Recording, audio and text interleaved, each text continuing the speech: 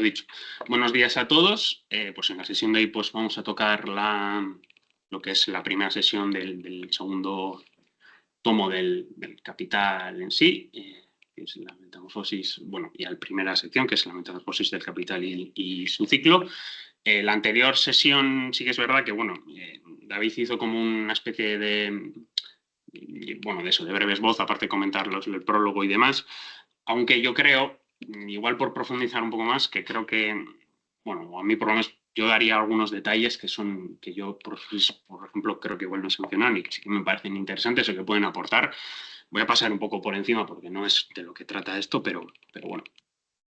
La primera cuestión, que esto creo que ya lo mencionó David, todas las cartas que están aquí sacadas están sacadas de una edición cubana que hay sobre cartas del Capital, que, pues bueno, en el que Engels explica, o sea, Adler le pregunta pues un poco cómo tiene que leer el segundo tomo. Bueno, en realidad le pregunta cómo tiene que leer todos los tomos y le explica un poco cuál debería ser el orden de lectura, que es difícil y que no.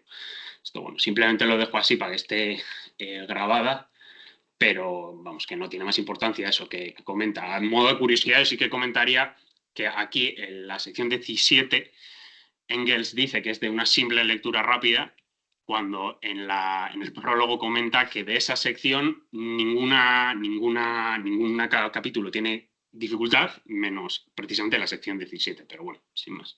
Hasta ahí. Y luego, bueno, también que aquí comenta un poco brevemente que casi que la sección 3, que te la leas después de leer el tomo 3, un poco la que le viene a decir, pero bueno, sin más, esto simplemente por curiosidad, esto también está en el Drive, o sea, quien puede consultar, lo puede tener. Luego, pues, un poco sobre la recensión del tomo 2, porque también yo creo que el tomo 2, pues eso, tiene siempre como la típica fama, ¿no? Del importante es el tomo 1, porque es el tomo de mar, donde pues expone todo metodológicamente, que se ha estudiado un montón. Hay gente que pues sí que acude al tomo 3, pero digamos, el tomo 2, digamos, es en ese sentido, si no contamos, por supuesto, teorías de la plusvalía, es, digamos, el hermano mayor de la familia, en el sentido de que es el que menos caso se le hace. Y aquí, en ese sentido, también yo he recogido dos cartas que manda tanto Engels como a Kautsky como a Lavrov, que explican un poco la razón de sí, que es que dice eso, que el contenido pues digamos como meramente científico, que no hay digamos como programas, políticas, etcétera, etcétera. Y a mí esto en parte me parece curioso, en parte curioso, porque esto se podría titular con el meme este que es de Karl Marx falló al considerar, me da igual, introduce lo que sea. Y en este sentido, sí que diría que se podría decir que en este caso Engels falló al considerar un tema tan importante, incluso a día de hoy, como políticamente, porque supuso la ruptura de la Segunda y la Tercera Internacional, como es el tema del imperialismo. Que no quiero decir, ni mucho menos, porque si estuviera escribiendo un paper sobre la importancia del tomo 2, pues sí, diría que es importantísimo y la Biblia Santa, pero no es el caso. O sea, hay que decir, la importancia es relativa, pero sí habría que decir que tanto en el libro, que ahora no recuerdo el nombre, de Rosa Luxemburgo, como en las críticas que recibe por parte de Rosa Luxemburgo, en el Capital, no sé si es financiero o financiero, creo que es de Hilferdin y demás, pues eso, tiene una importancia relativa, pero bueno, tiene una importancia. Entonces, pues bueno, en ese sentido a mí sí que me parece que pues que es un tomo a rescatar, vamos a llamarlo así. En cuanto a los tres tomos, si se atienen a los nombres, insisto, un poco obviando el cuarto tomo, que ya se sabe que en realidad es como el primer tomo que escribió y demás, y que luego pues como lo fue como retrasando, los nombres son muy autodescriptivos, que es el proceso de producción, de circulación y el proceso capitalista en su conjunto. Entonces, pues si nos atenemos a eso, pues el primer tomo trata de la producción, el segundo de la circulación y el tercero, pues del conjunto de las dos cosas, que es el proceso global de producción capitalista. Pero bueno, por igual indagar un poco más, en ese sentido, también Engels un poco, aquí está hablando de la tasa de ganancia y demás, pero bueno, igual sí yo creo que considero que es importante en cierta manera, pues como ver pues bueno, ciertas lecturas que se han hecho de la estructura de los tres tomos.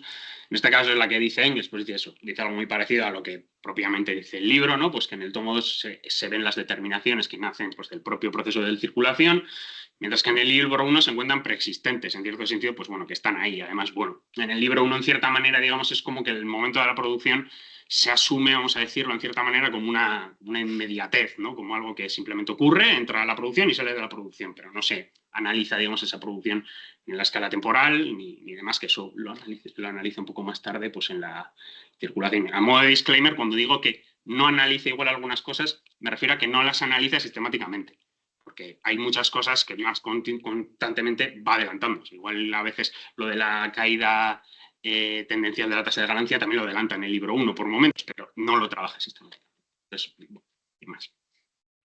Por continuar un poco con esa estructura, hay una lectura que es, digamos, que es la estructura con respecto a la plusvalía que tienen todos los tomos, ¿no? En ese sentido, el primer tomo se investigaría pues eso, la esencia, cómo surge, los métodos de la producción de la plusvalía y cómo se transforma en capital, que sería básicamente lo que hacen las secciones de la segunda a la séptima. En el segundo tomo veríamos cómo es el proceso mediante el cual esa plusvalía se transforma en ganancia, y ya en el tomo 3, que esto ya lo veremos el año pasado, pues sería la ganancia con una forma transfigurada de plusvalía. Véase, pues eso, renta, interés, etc. En el sentido más filosófico, podríamos decir, por decirlo de alguna manera, yo creo que se puede establecer un paralelismo claro entre el universal, particular y individual. Y yo creo que se puede establecer un paralelismo claro de diferentes maneras. La primera manera que se me ocurre de hacerlo es, digamos, en la forma filosófica dialéctica Malna. Es decir, entender universal, particular e individual como una forma de taxonomía. Es decir, como no, pues hay un capital general, o un capital general que es universal, que sería pues la eucaría, un particular, que es la limania, que sería, pues, yo qué sé, el capital mercantil y el capital, sí, bueno, el capital mercantil, el capital productivo, el capital lineario y demás. Y luego ya la tercera, pues, que sería, pues, yo qué sé, los moluscos o los artrópodos, que sería el singular, que ya es, digamos, el capital específico, el industrial y demás. Te insisto que yo creo que sería entender la dialéctica mal, o sea, como una especie de taxonomía, que yo creo que no es como entenderlo. Si lo entendemos a lo Hegel, que incluso en la primera manera de entenderlo, yo diría que hay, quiero decirte, aunque sería entender la dialéctica mal, establecer el capital de esa forma taxonómica tiene sentido, aunque desde el punto de vista dialéctico no lo tenga, pero no sé si me explico en ese sentido. Entonces, la segunda sería, pues eso, a lo Hegel, ¿no? Que es un poco que es la diapositiva que está en pantalla, que es, pues en el primer tomo se ve el capital pues como idéntico a sí mismo, digamos como una unidad, como una cosa que siempre es idéntica, pues bueno, si es verdad que menciona, ¿no? Que reviste diferentes formas, pues habla a veces también de capital constante, variable y demás, pero digamos, en esencia es idéntico a sí mismo. Luego aquí, pues ya se ven, digamos, las diferencias, ¿no? La diferencia que hay de que sea pues, capital dinerario, que sea mercantil, a que sea productivo. Y por último, pues ya sería, pues digamos, el capital realmente existente, ¿no? Que es el comercial, el industrial, el de la tierra en forma de renta, y hay alguno más que se me olvida, que es el financiero, ¿no? Bueno, el interés, que es la forma, bueno, da igual. Como no es el tema, da igual, o sea, simplemente es pasar un esto. Y ya la última, yo sí que diría que se puede entender un poco adelantando, no sé si es la siguiente sesión de mañana de Ilienkov o la próxima, no me acuerdo, que es a lo de Ilienkov, que es, entendemos, digamos, lo universal en el sentido de, vamos a decir, el vector que rige la dinámica general, que este vector no es algo englobante, sino simplemente es el vector, que en este caso Ilienkov lo identifica con la circulación simple, y a partir de ahí, pues bueno, va particularizando hasta que, pues yo qué sé, llega a un fenómeno como puede ser la renta o el interés financiero, que aunque estrictamente hablando no hay circulación simple, porque es D', pues ahí se siguen rigiendo, pues digamos, ese mismo, digamos, vector pues que indica la dirección o que indica, digamos, cuál es la esencia del fenómeno que está pasando. Bueno, ahora también voy a pasar también rápidamente, pero ahora que está hablando se me ocurre que esto también en cierta manera podría tener una especie también entendido la hegeliana de entender los tres tomos como forma, contenido y existencia. Incluso yo he llegado a leer alguna vez con lecturas kantianas de las cuales no soy especialmente favorable, que digamos el tomo 1, la transición del tomo 1 al tomo 3 es una especie de paso de la ontología del capital a la epistemología del capital. Pero bueno, sin más, o sea, en general, que hay diferentes tipos de tipo de lecturas. En cuanto a lo que es el tomo 2, pues hay 3 secciones, que es la metamorfosis del capital y su ciclo, la rotación del capital, la reproducción y circulación del capital en su conjunto. Yo creo que aquí en ese sentido sí que se corresponden bastante la primera sección con lo que es meramente, digamos, analizar las características de lo que es de valor de cambio del capital. En el segundo, cuando analiza la rotación, sus valores de uso, y las últimas, pues su síntesis. También en ese sentido yo creo que la transición del tomo 1 al tomo 2 en parte es que, digamos, aunque en el primero da vistas de que, pues sí, el capital es un sistema universalizante y que por lo tanto rige pues toda la, pues, bueno, la relación social o la relación social, pues en el tomo 2, digamos, ya ahonda o afina un poco en eso. Aquí, pues eso, yo creo que lejos de lo que se suele decir, yo creo que el capital, el tomo 2 tiene bastante importancia, y no importancia en el sentido los Grundrisse, que te encuentras perlas de repente, diamantes en kilos de heno, sino que sistemáticamente es importante. O sea, no puedes leer el tomo 1 y saltar el tomo. O sea, bueno, lo puedes hacer, pero vas a tener algún problema. De hecho, por cierto, Kautsky creo que era la opinión que tenía, ¿no? Que decía como que el tomo 2 no era muy importante, que tal. No,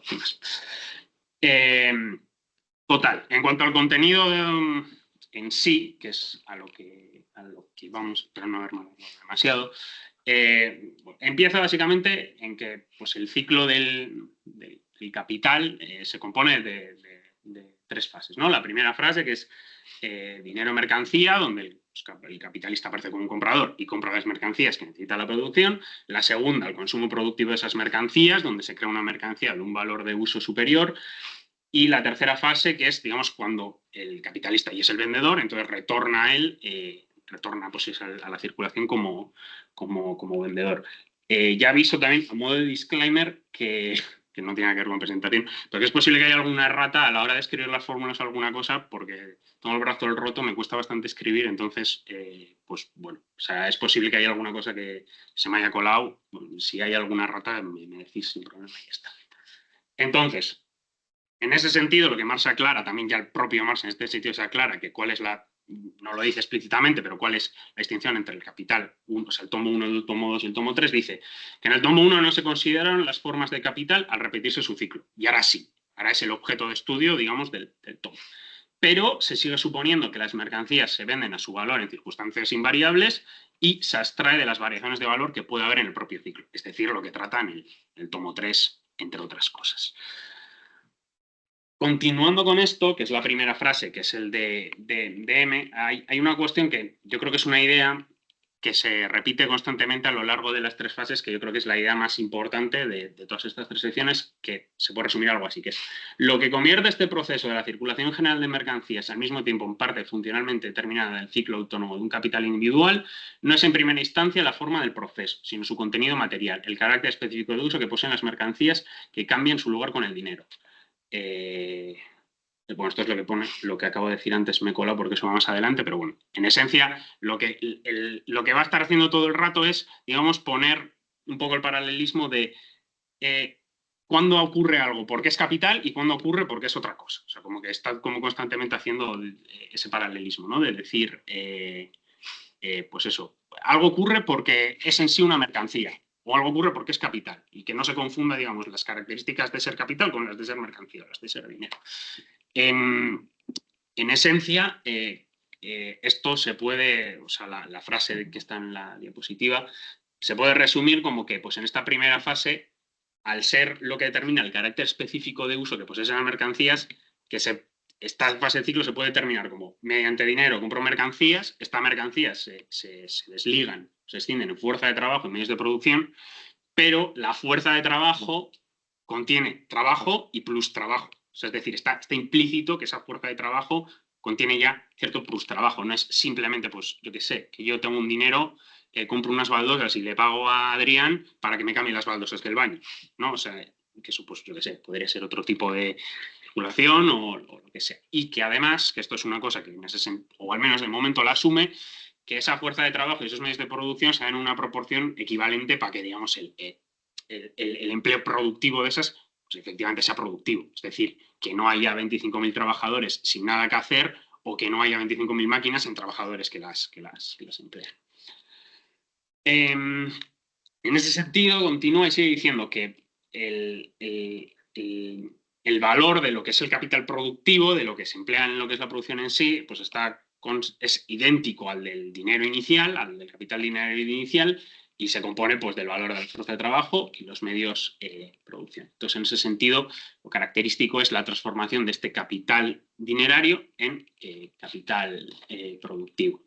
Y aquí ya empieza un poco con esa dicotomía de qué son funciones de capital, qué son funciones de otra cosa, que dice, ¿no? Dice que D sea medio general de compra y de pago se debe a que es dinero y no es capital. Entonces dice, lo que convierte estas funciones de dinero en funciones de capital es su papel determinado en el movimiento de capital. Y de ahí también la conexión entre la fase en que ellas aparece y las otras fases del ciclo del capital. Por ejemplo, en el caso que tenemos ante nosotros, convierte dinero en mercancías cuya combinación constituye la forma específica del capital productivo, forma que por lo tanto encierra ya de manera latente potencialmente el resultado de un proceso capitalista de producción. Es decir, el hecho que el dinero pueda comprar otras mercancías o que sea equivalente universal no es porque sea capital, sino es porque el dinero tiene, que esto también lo has mencionado muchas veces más, las tres determinaciones como equivalente general, medio de circulación y el otro que ahora mismo no recuerdo, pero eso es una característica del dinero. Lo que lo convierte en función de capital es que encierra ya de manera latente el resultado del proceso de producción capitalista. Además menciona que evidentemente en esta primera fase una parte de dinero desaparece su carácter de capital porque una parte de dinero es el que va al trabajador, el cual emplea en medios de subsistencia pues para seguir reproduciéndose. En ese sentido, ahí la fase del obrero sería mercancía, dinero, mercancía.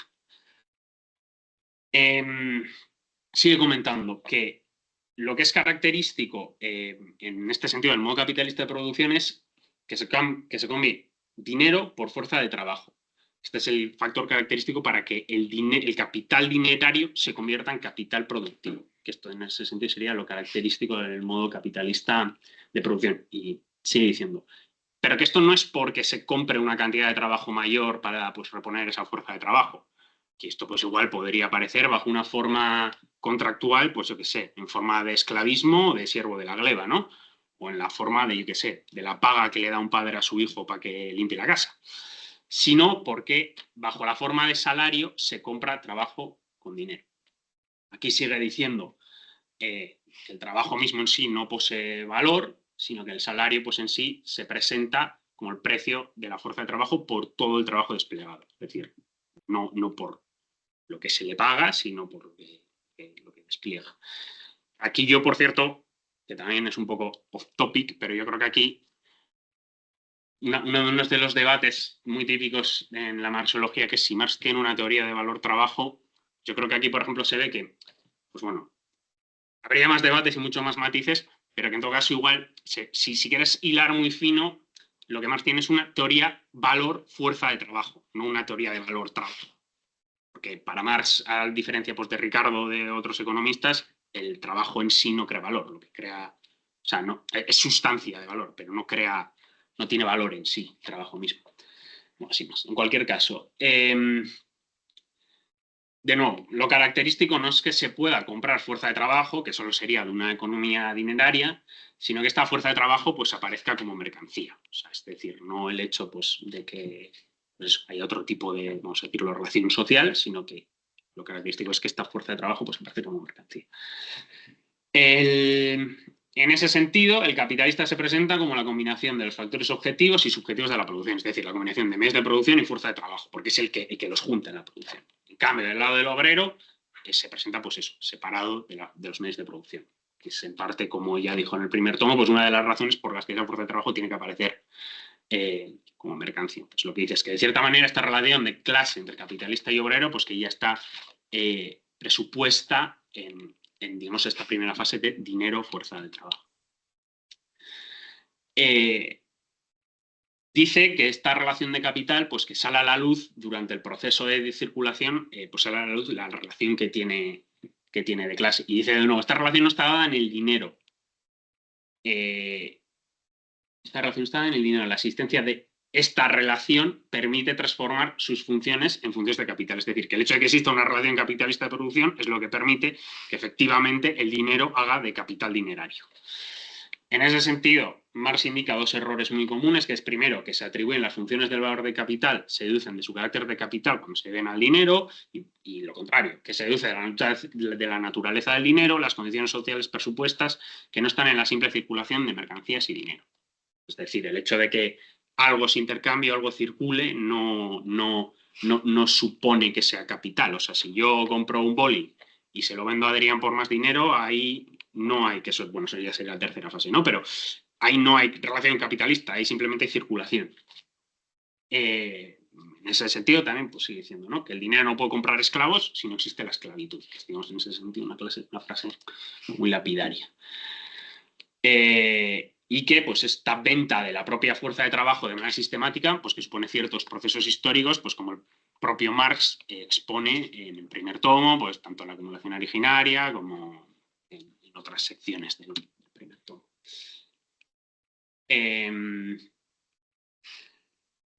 Sigue diciendo, la producción capitalista reproduce y amplía el estado social dominante, es decir, el capitalismo, es decir, que el capitalismo no se contenta con simplemente mantener un equilibrio, sino que por su propia dinámica necesita ampliarse constantemente, cada vez abarcar más mercados, más entornos geográficos, más, si te quieres poner bordiano, estados mentales, etcétera, etcétera, ¿no?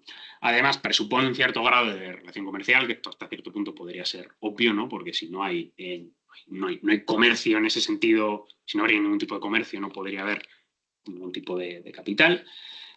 Y que esta producción de mercancías aparece como la forma dominante. Es decir, que lo que ocurre en el capitalismo es que prácticamente todo lo que se produce, menos pues el guiso que te haces para comer cuando llegas a casa, es una mercancía. Porque se tiene que presentar así, por toda la cuestión que repite y que ahonda en el primer tomo, de que, pues eso, ¿no?, de que son productores privados independientes los de que, pues para validar, digamos, el trabajo social que hacen, pues que tienen que ir a un mercado.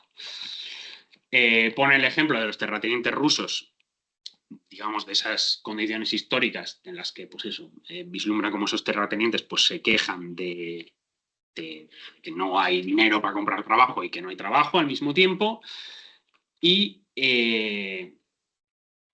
sigue diciendo que en ese sentido, pues que todo el ciclo, el dinero, bueno, dinero que aquí en realidad, más que dinero, sería capital dinerario, capital mercantil, capital productivo, capital mercantil de nuevo y capital dinerario, pero de forma ampliada, es la forma donde se sobreentendía el ciclo de capital, en el sentido de que este es el ciclo que se da sobre una producción capitalista ya desarrollada. O sea, no es que esto comienza, digamos, en un, o yo lo entiendo así al menos, ¿no?, que comienza como en un génesis de este ciclo por primera vez y ahí empieza el capital, sino que, o sea, que puede haber en ese sentido una relación que provoque este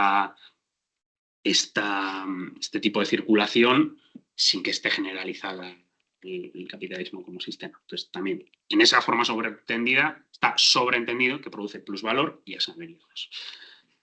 Pasando a la segunda fase, que es la función del capital productivo, pues lo que mencionas es que ya no puede seguir circulando, que se interrumpe, que ingresa el consumo. Esto es algo evidente, ¿no? Porque yo comprase máquinas para hacer calcetines y las vendo, pues entonces estaría haciendo, porque las mercancías se venden por su valor y como ya sabemos que la circulación, aunque bueno, en esto también hablará en el tomo 2 de cómo la circulación y demás afecta al valor de las cosas y si pues eso, un tendero produce valor o no y demás. O sea, eso, si yo vendería una máquina que he comprado, pues eso tiene cierto valor, entonces al venderlo, pues lo vendo por el mismo valor. Porque es la asunción que ha hecho al principio. Las mercancías se venden por su valor. Entonces, claro, entonces sería DMD y entonces no tendría la forma sobreentendida que aparece aquí. El propietario del dinero se desprende de él, pero pues eso, de manera que se le presupone que va a producir mercancías. Es decir, no es un consumo del capitalista, es decir, no es que compra, que también, pero en el ciclo este no es que compra vino porque es muy rico y se lo bebe, o sea, no es ese sentido consumo improductivo. O sea, que también me refiero que el capitalista también lo hace, pero no es lo que ocurre, no es lo que ocurre aquí. De hecho, creo que en algún sitio, creo que no lo he puesto en las dispositivas, pero lo dice explícitamente, ¿no? Como que, no sé si dice, como que bueno, que se sobrepone que hay un consumo del capitalista o no sé si dice que se presupone o que no lo tiene en cuenta porque no tiene importancia, ahora mismo no lo recuerdo muy bien. En cualquier caso, como los medios de subsistencia también, por lo que ha dicho, se dan en forma de mercancías y como la relación de dinero, fuerza de trabajo se desarrolla de forma paralela al de dinero, medios de producción, pues cada vez estas condiciones materiales de producción y reproducción a los obreros pues se le contraponen en proporción cada vez mayor. Siguiendo con esto, pues eso, el capitalismo también un poco con la idea de antes, pues disuelve las formas de producción más antiguas, donde pues el trabajo propio pues es el fundamento de subsistencia, aunque creo que dice que en un primer momento pues no se presente así, pero que en última instancia es lo que acaba esto, y pues que acaba revolucionando toda la estructura económica, pues como ya se ve en el capítulo donde trata del primer tomo las máquinas, la cooperación y todo lo demás. Y en ese sentido, sigue diciendo que las formas de combinación, de cómo se combinan esta fuerza de trabajo y estos medios de producción, distinguen las diferentes épocas económicas de la estructura social. Que yo creo que aquí, aunque no lo diga, en cierta manera está operando esa metáfora que a algunos no les gusta nada, que es de estructura y superestructura. Yo diría que, bueno, que habría que ver cómo se entiende, pero bueno, o sea, que eso es una metáfora que no es solo una metáfora literaria, como diría Dussel, sino que es una metáfora que tiene contenido, por mucho que sea literaria. De la misma manera que un fantasma que recorre Europa es una metáfora literaria de Shakespeare, sí, pero tiene un contenido político y un contenido más allá de, digamos, la mera metáfora. Más allá, yo sé, con Goethe también. Bueno, no es el tema. Epa, ¿qué pasó aquí? Se ha ido a China. Vale, sí, que estaba aquí, ¿no? Sí, vale. En esta segunda fase, pues se distingue, que ya lo había distinguido en realidad, el capital constante y el capital variable, y la diferenciación que hace en este instante es que el capital sigue siendo capital fuera del proceso de producción, pues porque yo tengo una máquina y, pues yo qué sé, la puedo vender eventualmente para comprar otra máquina o lo que sea, o sea, sigue siendo capital productivo, pero aunque en cambio la variable, es decir, la fuerza de trabajo, pues que solo existe en dicho proceso de producción, porque esencia, eso solo se objetiva, solo tiene existencia cuando se pone en marcha, no existe, no sé, etériamente por sí sola, digamos, porque son las capacidades físicas, digamos, puestas en marcha, físicas y mentales y demás. Sigue diciendo que hay algunas ideas que yo creo que ya las ha repetido en el tomo 1, pero bueno, yo creo que también no están más, ¿no? Dice, ni la fuerza de trabajo ni los medios de producción son por sí mismos capital, pues en contra de lo que diría pues, diversos autores que ya analiza Marx en el tomo 1 y en teorías del plusvalor. De la misma forma, pues que el oro por sí mismo no es dinero. Pues el oro tiene unas facultades fisioquímicas específicas que le permiten ser oro, o sea, dinero, pero solo bajo condiciones sociales específicas se convierte en dinero. Pues de manera que también solo bajo condiciones sociales específicas este dinero se convierte además en moneda. Y bajo condiciones estas específicas, pues se convertirá, yo qué sé, dinero fiduciario. Además, que yo, por cierto, con esto, y en general diría, insisto, con yo creo el hilo que es de todas estas partes, que es de no confundir, pues porque yo veo que algo es rojo y entonces ese algo rojo se utiliza para apuñalar a alguien, decir que lo rojo, lo característico de lo rojo es el apuñalamiento. Yo creo que aquí hay muchas claves que van más allá del mero hecho de lo que expone aquí en cuanto a reproducción del capital, que son bastante, yo qué sé, actuales, como sobre todo están, yo creo que muy relacionados con temas que sobre todo se han puesto en boga pues, por el feminismo, pues eso, relacionados con el tema de la teoría queer, la opresión de la mujer, pues el matriarcado, el patriarcado y demás, que yo creo que son apuntes, digamos, metodológicos que evidentemente no te los resuelvan, faltaría más, pero que son apuntes metodológicos que yo creo que se deben tener en cuenta y que son bastante importantes, ¿no? En cualquier caso, al consumirse, lo que ha dicho antes, ¿no? Se genera una masa de mercancías de mayor valor. O sea, se supone que esa producción, pues como se va a dar en ciertas relaciones y en ciertas relaciones sociales, pues simplemente no se va a reproducir el valor. O sea, no se va a poner a trabajar lo necesario para que se reproduzca la fuerza de trabajo, sino que se le va a obligar a trabajar más por el hecho de que el trabajador no dispone de los medios de producción, ¿no? Y en ese sentido, pues el producto que generan no es simplemente mercancía, sino una mercancía que está fecundada de plusvalor. En esta tercera fase, la mercancía se convierte en capital mercantil, es decir, valor de capital ya valorizado, pero para que digamos, efectivamente ese ciclo acabe, debe realizarse el último intercambio, que es MD, que en este caso es M' de prima. Que hablando de las primas, ahora me acuerdo de una cosa, a lo largo del texto, no sé si en el PDF que está, al menos en la edición de ACAL, muchas veces pone MP'. Y yo no he encontrado ninguna razón de diferencia entre las MPs y las MPs primas. Yo creo que es una errata.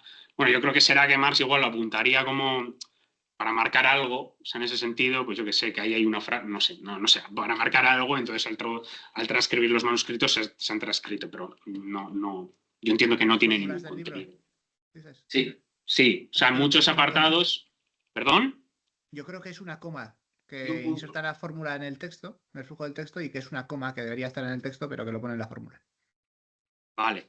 Pero también hay... o sea, hay primas, sí, no sé. O sea, sí, hay en algunos sitios que son comas y hay en otros que son primas, pero sí. O no acaba la frase. Pero sí, no, tiene sentido lo que dices, Pello. Sí, tiene todo el sentido. Sí, creo que se confunden unas cuantas comas con primas. A mí también me pasó. Bueno, sin más, no tiene más importancia. ¿Por dónde iba? En cualquier caso, la circulación mercantil dice que es una función del capital, pero no porque esta circulación varíe el valor de uso de cambio. Insisto, esto solo es un proceso de circulación, entonces si las mercancías se venden por el valor de uso, si vemos el valor que tiene M' y que tiene D', pues tiene que tener el mismo valor, que es se venden por su valor generalizado. El hecho de que haya alguna persona muy inteligente que se dedique a estafarse a otra persona y que consiga mediante mera circulación mucho dinero, no es lo que interesa aquí. Ni es la forma generalizada en ese sentido. Lo que menciona es eso, que dentro de ese M' pues está contenido pues el valor de M, pero un incremento sobre ese valor de M que lo designa como M pequeña, ¿no? Y dice también que M' es una forma transmutada de P. Y aquí menciona que yo sí que es verdad que en este párrafo me parece un poco obtuso, pero dice, se da una relación interna en ese sentido y no externa, y luego dice algo así como, no en la magnitud absoluta, sino en la relativa. Es decir, en el capital que da al principio o en el que da al final. Yo aquí por relación interna me imagino que quiere decir el hecho de que hay un capital que opera y sin que nada externo, digamos, le perturbe, esa relación hace que se incremente ese aumento de valor. Yo he interpretado así, aunque creo que es un párrafo un poco, a mí me ha confundido un poco, en su momento lo leí varias veces y no acabé de pillarlo, ¿no?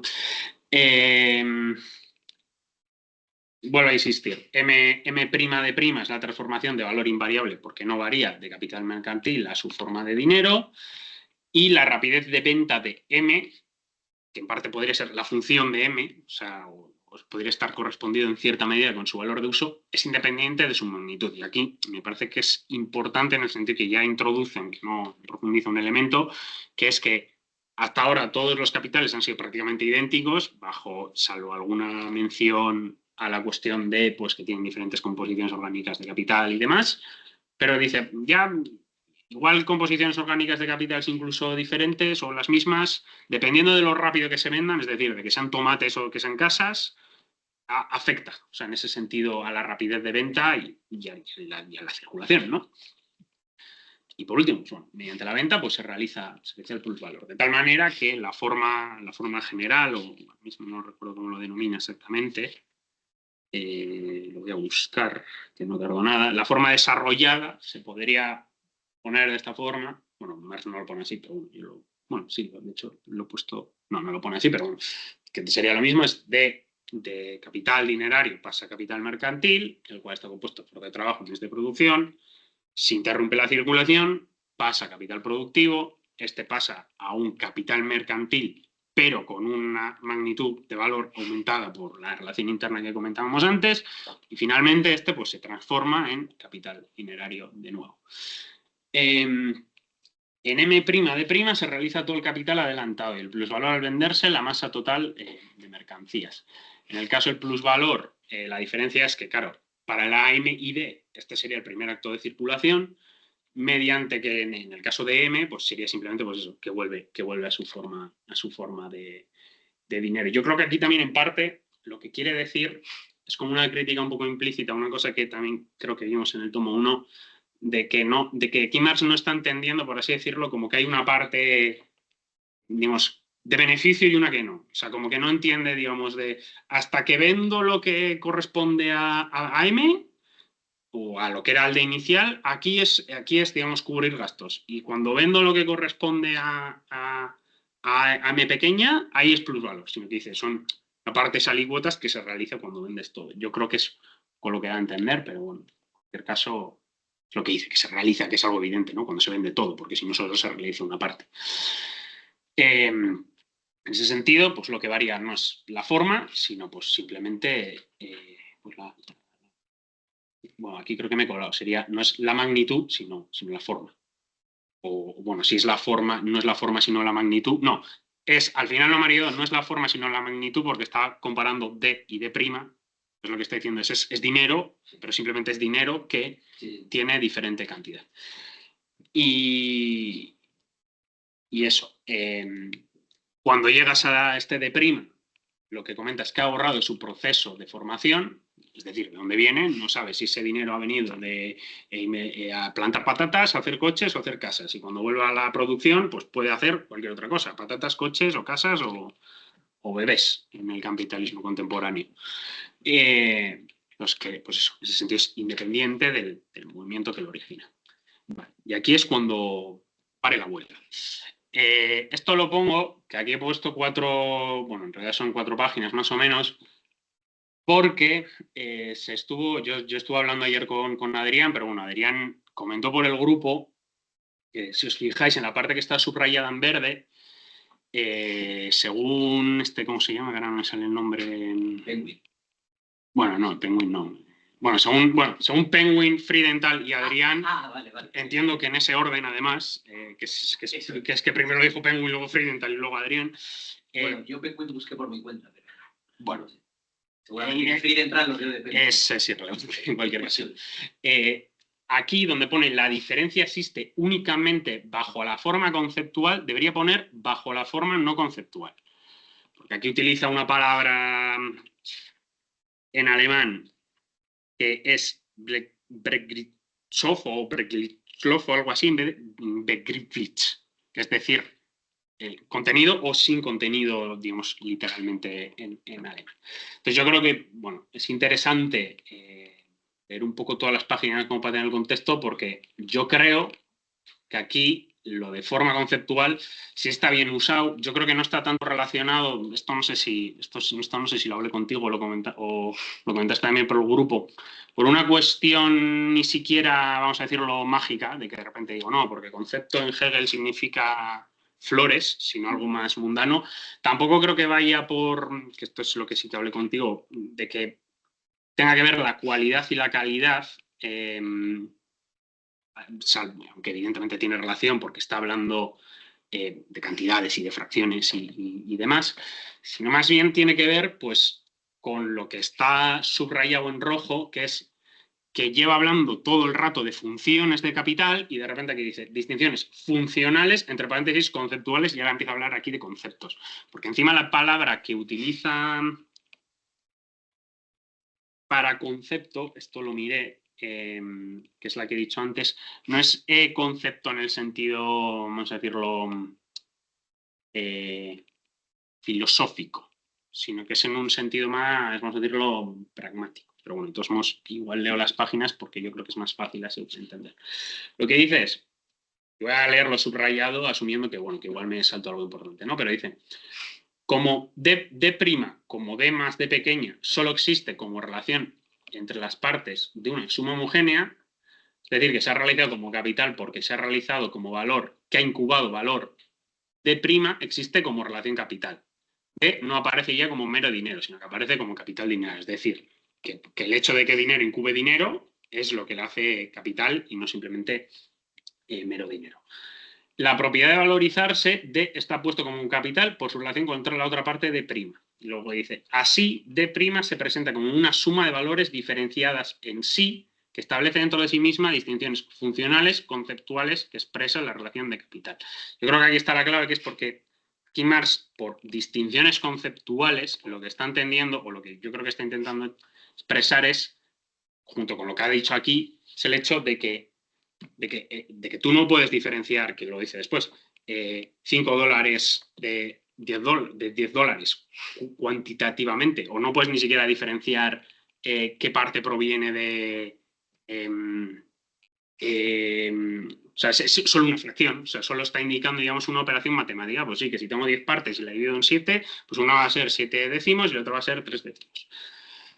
Lo que sigue diciendo aquí es, las partes del valor como tales no se diferencian cuantitativamente unas de otras, es un poco lo que decía, a la medida que aparecen como valores de distintos artículos de cosas concretas, es decir, de distintas formas de uso. Por lo tanto, como valores de distintos cuerpos de mercancías, una diferencia que no surge de ellas mismas en cuanto a las partes de valor.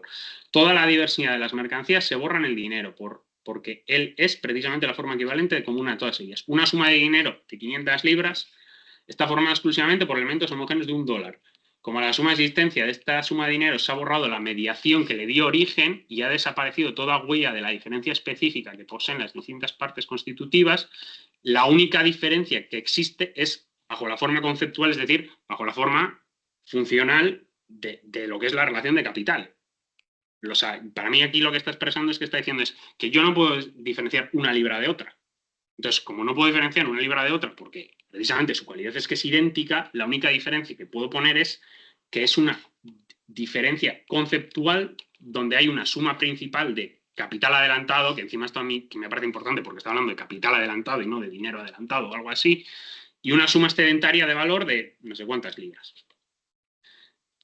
Y luego sigue aquí diciendo, entre las dos partes que constituyen la suma de 110 libras reina una homogeneidad que absoluta, es decir, una indiferenciación conceptual. 10 libras cualquiera son siempre una onceava parte de la suma global de 110, y ya sean una décima parte de la suma principal adelantada de 100 o el excedente, es decir, que en ese sentido ahí no se diferencia. Por eso hay una indiferenciación conceptual, porque en la fracción no puedes distinguir o no trae consigo ni la función de capital ni nada, o sea, no puedes decir nada. Pues sí, matemáticamente puede estar bien o puede estar mal, lo que hagas, no trae nada más. Es por consiguiente expresión no conceptual de la relación de capital, es decir, una proporción algebraica. Esto vale también para MM', con la diferencia pues, de que M' tiene que hacer, evidentemente, por su valor de uso concreto, referencia específica a P. O sea, es decir, yo con un telar no puedo hacer bloques de hormigón y de acero armado. Y luego sigue diciendo, la diferencia no conceptual desaparece de inmediato tan pronto como D' vuelve a funcionar activamente como capital dinerario. El ciclo del capital dinerario nunca puede empezar con D', sino solo con D. Es decir, la diferencia, digamos, contenida a la relación de yo antes tenía 100, ahora tengo 110, entonces de esos 110, una décima parte equivale al dinero que tenía al principio y una onceava parte equivale al dinero que tomo al final, pero que no sé de dónde ha venido, porque ha borrado todo el proceso, ha borrado su origen.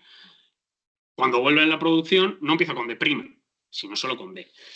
Ahora bien, que aquí también hay una cosa que me parece relativamente importante, ¿no?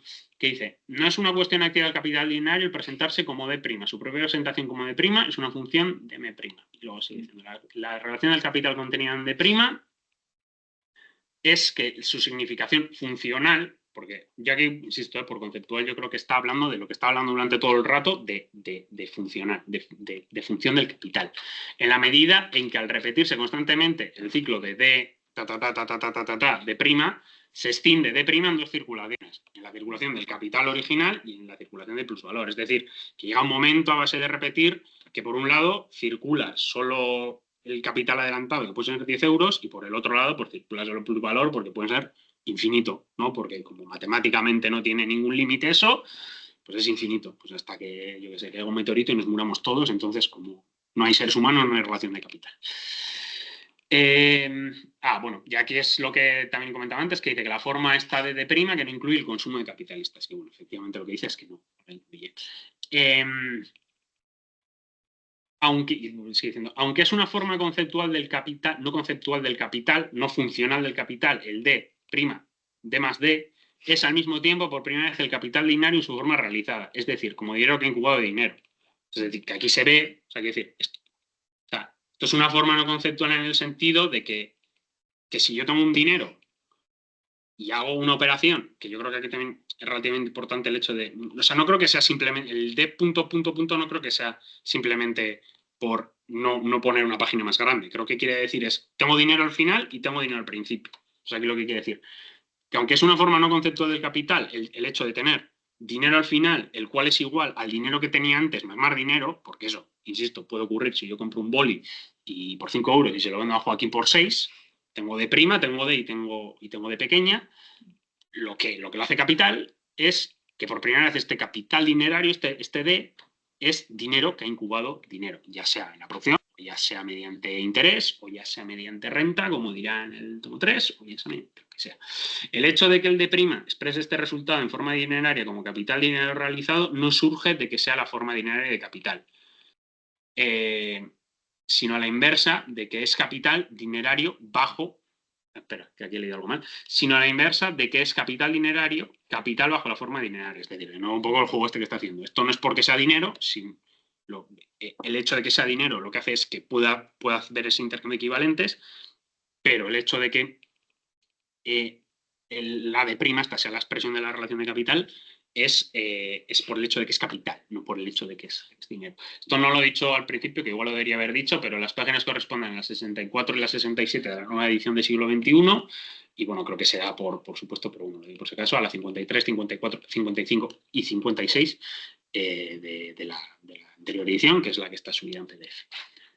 Creo que es la edición esta de siglo XXI que está, bueno, tomos creo que está solo en un libro, pero bueno, que está como en diferentes tomos y más. Y ya para acabar.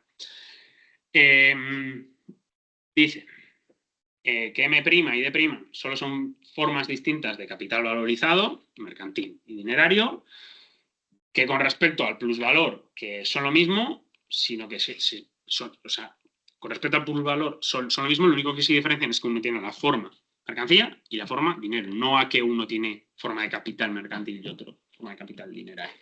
Y pone el ejemplo de que, pues en el caso de que, por ejemplo, producíamos oro, porque el oro y no otra sustancia es el dinero universal o cualquier otro metal precioso, si las ferras las hubiera ganado Francia la plata, sería pues directamente dinero, mercancía, producción, y esa producción, como me da dinero, pues ya tendría dinero en su forma.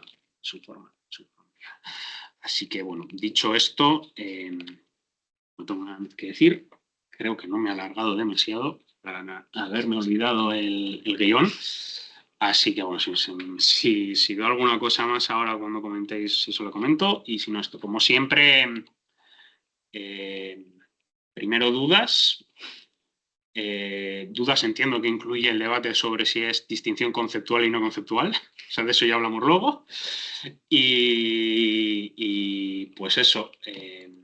A ver, en el chat, primero dudas y luego pues eso, aportaciones, comentarios, palos a mi persona, que seguramente habrán sido muchos y numerosos. Insisto, es un desastre de persona y me he olvidado lo guión en casa, entonces me ha tocado improvisar de memoria. A ver qué pasa aquí.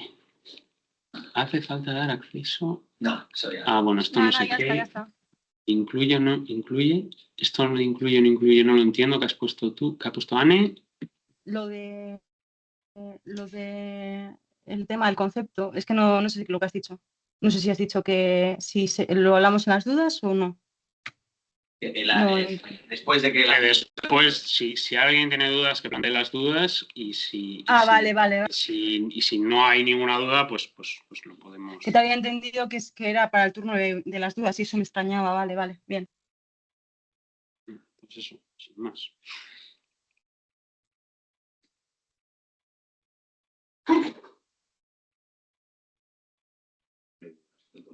No hay dudas, está todo muy claro.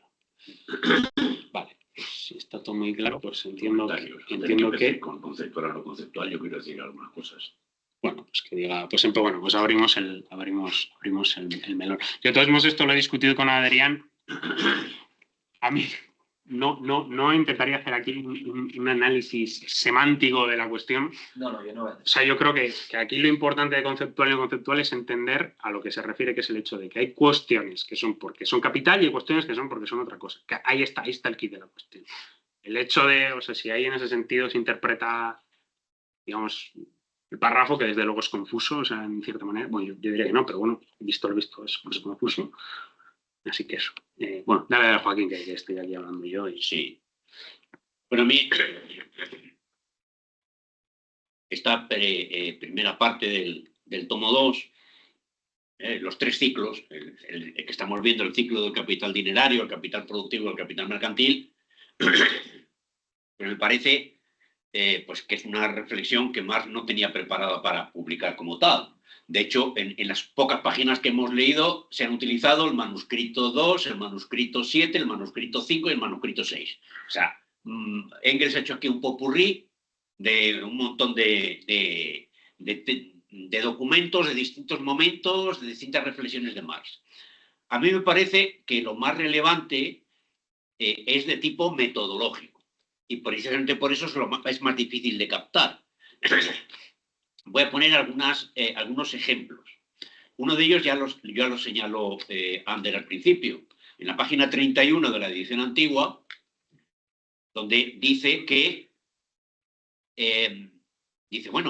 la circulación es una parte funcionalmente determinada. Esta es una expresión que se ha utilizado muchas veces en un marxismo un tanto, carpetobetónico, para decir, no, lo importante es la producción, la circulación, pues es secundaria, es derivada. Marx dice, es parte funcionalmente determinada del ciclo autónomo de un capital individual. Pero lo interesante para mí no es tanto eso, como ¿por qué? Dice, por el contenido. Es decir, nos está explicando el ciclo del capital dinerario, dinero, mercancía, que se concreta en fuerza de trabajo y medios de producción, proceso de capital productivo, P, de nuevo capital mercantil, M', D'. Y dice, bueno, todo este proceso de circulación, el proceso de circulación está funcionalmente determinado en el ciclo autónomo del capital individual. Ojo, interesante, porque la mercancía cuyo contenido es el valor de uso, son tanto los medios de producción como la fuerza de trabajo. Luego, cuando habla de que está funcionalmente determinado, es la falta de autonomía que tiene que ver luego tiene algunas consecuencias políticas o la interpretación de algunas prácticas políticas. La autonomía obrera no se puede expresar en el proceso de producción capitalista. ¿Por qué? La fuerza de trabajo está funcionalmente determinada en tanto que capital dentro del ciclo autónomo de cada uno de los capitales individuales. Bien, contenido. Pero es que después, en la página 35, lo importante no es el contenido, en otra reflexión, es la forma. Dice, en general se considera el intercambio de dinero por fuerza de trabajo como rasgo característico del modo capitalista. El intercambio de dinero por fuerza de trabajo, es decir, la existencia del salario, el trabajo asalariado. Dice, pero esto no por su contenido, no es por su contenido, sino por su forma. Porque bajo la forma del salario se compra trabajo con dinero, caramba. Habitualmente solemos decir, no, la relación salarial generalizada es la base del modo de producción capitalista. Más adelante dice, para que haya modo de producción capitalista hace falta que exista un cuerpo desarrollado de trabajadores asalariados. Dice, pero es por su forma, porque bajo la forma del salario se compra trabajo con dinero. Y esto pasa por ser un rasgo distintivo de la economía dineraria. Oiga,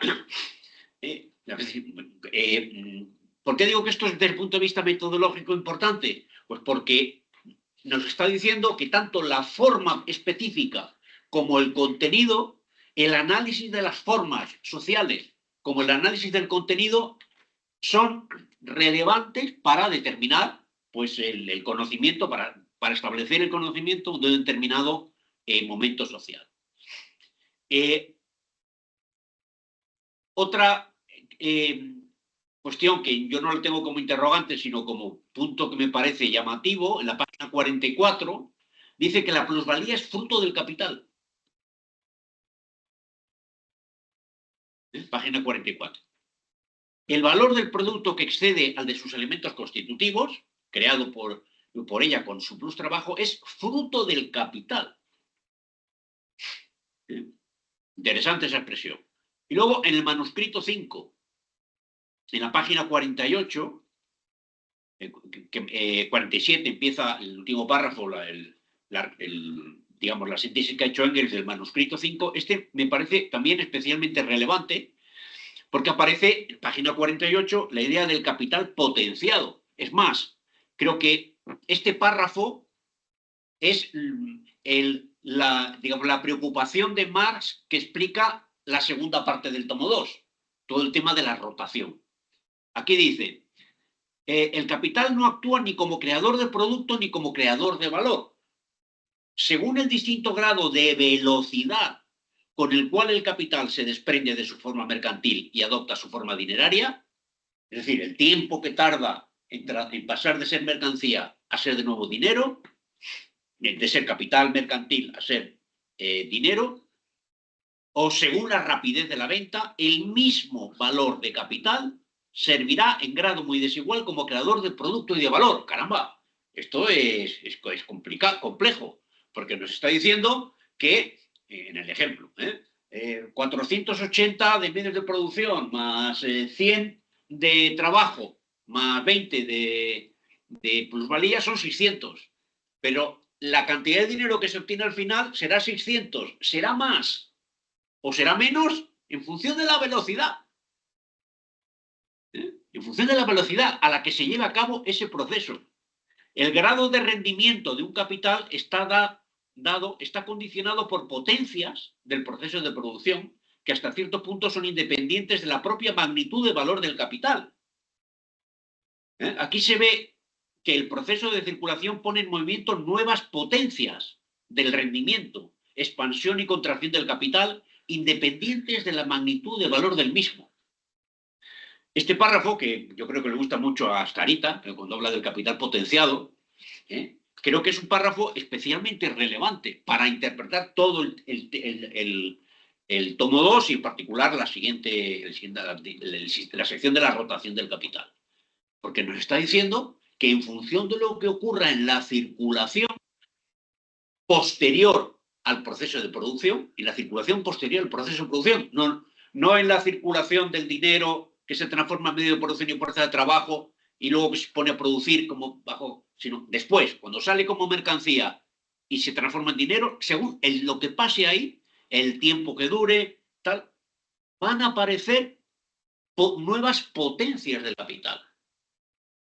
Me parece que esta idea de nueva potencia, de capital potenciado, independientes de la magnitud de valor del mismo capital. Esto me parece, francamente, pues que requiere, esperemos que se vaya aclarando con la lectura del texto, pero en la visión, digamos, pues no, por no llamarla mecanicista, pero sí cuantitativa del asunto, donde se dice, bueno, pues si la plusvalía es 20 y el capital variable es 80 más 20, 100, y el capital constante consumido es otros 100, pues tenemos 200 de valor. 20 de valor nuevo y 180 de valor transferido. Dice, no, es que al final igual tenemos 200 o 220 o 180 o 240, dependiendo de otras cosas, que no es el proceso de producción. Pero yo aquí, yo no entiendo, perdón, pero que diga que tienes valor diferente. O sea, dice que es un grado muy desigual de creador de producto y de valor, y que dependiendo de eso se amplía o se reduce la escala de la producción, pero no dice que haya... O sea, sí, o sea, en un mismo tiempo vas a acabar teniendo valores diferentes, eso sí, pero no digamos en el ciclo, que es lo que está ahora. No, lo que está diciendo es que dos capitales individuales que utilizan la misma proporción de capital variable y capital, que ya lo he introducido el concepto, y capital constante. En la misma proporción y la misma masa. Producen la misma mercancía. Pero en función de lo que ocurra en el proceso de transformación de M en D, uno va a realizar más y otro va a realizar menos valor. Es más, dice, alguno puede realizar más capital potenciado, un rendimiento, una expansión, independiente de la magnitud del valor que se ha puesto, que se ha corporeizado en forma de esa mercancía. Digo, esto ya, digo que me parece que es un párrafo muy importante que lo va a retomar en la sección sobre la rotación, que son unas páginas bastante más complicadas que estas, por cierto. Pero bueno, nuevas potencias del rendimiento. expansión y contracción del capital. Expansión y contracción. Ah, bueno. Independientes de la magnitud de valor del mismo. Tomando en cuenta la velocidad. Vale, no, sí, ya sé a dónde vas, ya sé a dónde vas. Te lo compro. Bueno. Y respecto a lo que vais a entrar a la discusión, a mí me parece que cuando dicen no conceptual, se refiere a que no hay relación. El concepto depende de la relación. El capital dinerario no hay relación de capital, luego no hay un concepto en el dinero si no hay una compraventa, si no hay un intercambio de dinero por mercancía, en particular medios de producción y fuerza de trabajo, en concreto, mejor dicho. Entonces, ahí ese dinero que no tiene concepto se convierte en capital dinerario, cuando se utiliza como medio para obtener medios de producción y fuerza de trabajo y organizar el proceso de producción, capital productivo, concepto.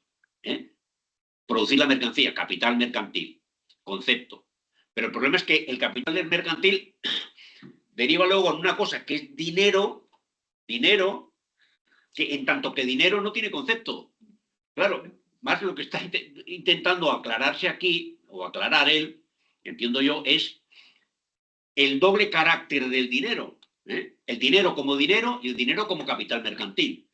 El dinero sin concepto y el dinero como concepto de capital. Y además, un dinero que ha sido incrementado en un ciclo en el que se ha producido la metamorfosis del capital a través de los tres ciclos, de las tres formas. Que ha funcionado como capital, una cantidad que ha funcionado como capital mercantil, dinerario, luego como capital productivo, luego como capital mercancía, que se traduce en una cantidad de dinero mayor, pero que como tal cantidad de dinero no tiene concepto. Pero sin embargo, tenemos a disposición para convertirse en capital dinerario una masa que antes no existía, una masa incrementada. Entonces yo creo que por ahí va el tiro, pero bueno, si tenéis otra interpretación. Entonces, ¿la diferencia es conceptual o no conceptual? Conceptual exige la relación. Sí, sí, pero lo que está en verde está bien puesto o no está bien puesto. La diferencia existe únicamente con la forma Para el conceptual. bien. Eso no tengo respuesta.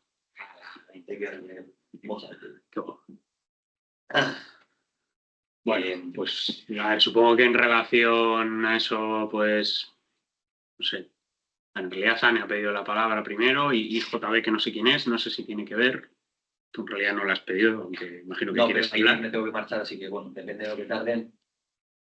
Que vayan ellos primero, pero si Anne se extiende ahora 20 minutos, pues que me dejen a mí hablar antes de A ver, si no, Javier. bueno, igual es más fácil.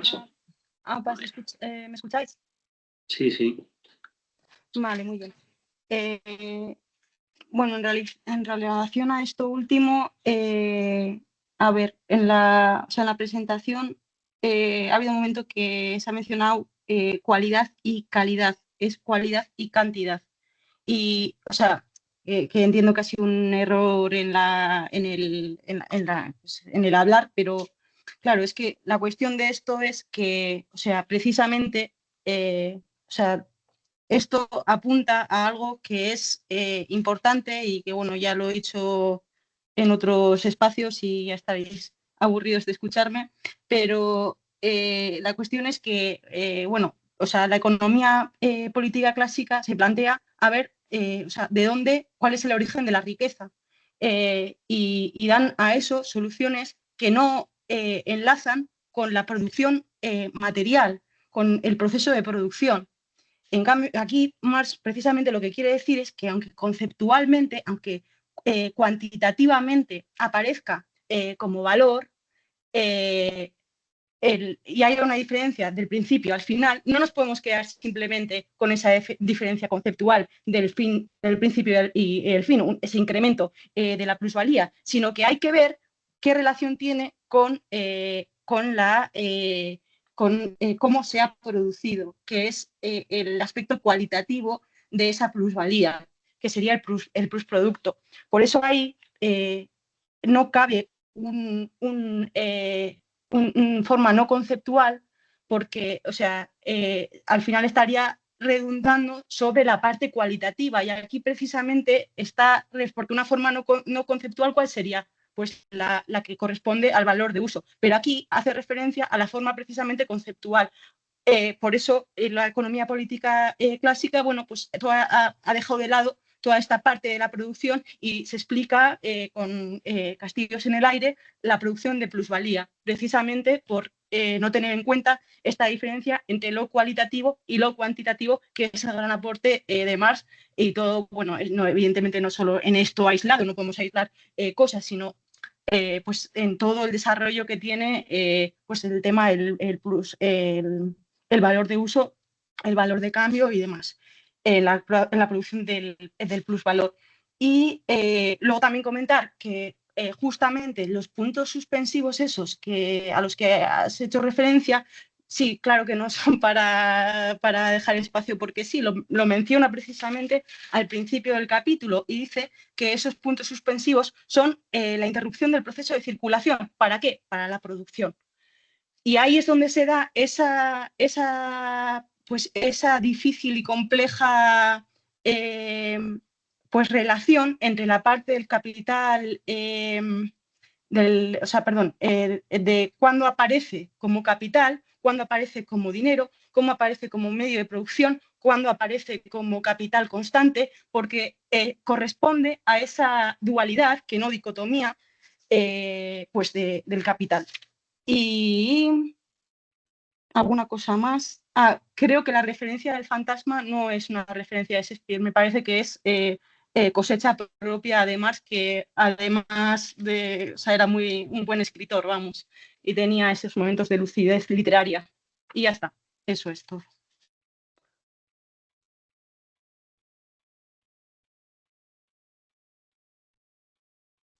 Vale, pues JB que nos viene. Jorge Crego, dale, que dice Adrián que cree que le da tiempo.